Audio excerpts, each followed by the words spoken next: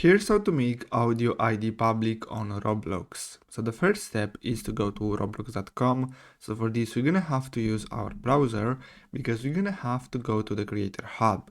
So simply sign in into your account and at the top, click on Create.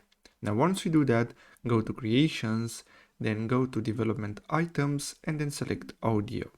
Now, from here, you can simply click on Upload Asset and then simply upload your sound, your audio. So I'm going to choose this one. Now we just have to simply enter a name, a description, and then simply check this box and then click on upload. Now once we do that, in order to make this public, what we're gonna have to do is simply go back to the settings of this file that we just added. So after this finishes loading up, you're gonna see it in the creations tab.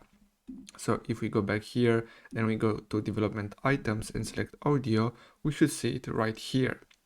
So if I click on it and then we go here at the bottom here, so as you can see, we have this option to enable it. So you just have to click on enable and then simply enable this option. Now, if we go back here, as you can see, we're gonna have the options to basically allow other people to use this. So in order to use that, in order to do that, we're gonna have to click on the icon in the top right corner, then go to settings, and then from here, click on eligibility. Now, once we get here, click on audio distribution, and then we just have to check these boxes and then click on submit. But as you can see, we need to verify our ID first. So click on verify, and then we're gonna get redirected back to our settings where we just have to simply use our ID to verify our account. So once we do that, we're gonna have to go back here to audio distribution and simply submit this.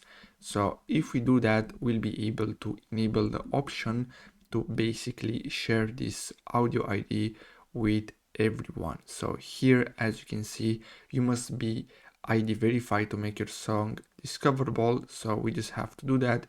Click on this button and then click on save changes, and that's it.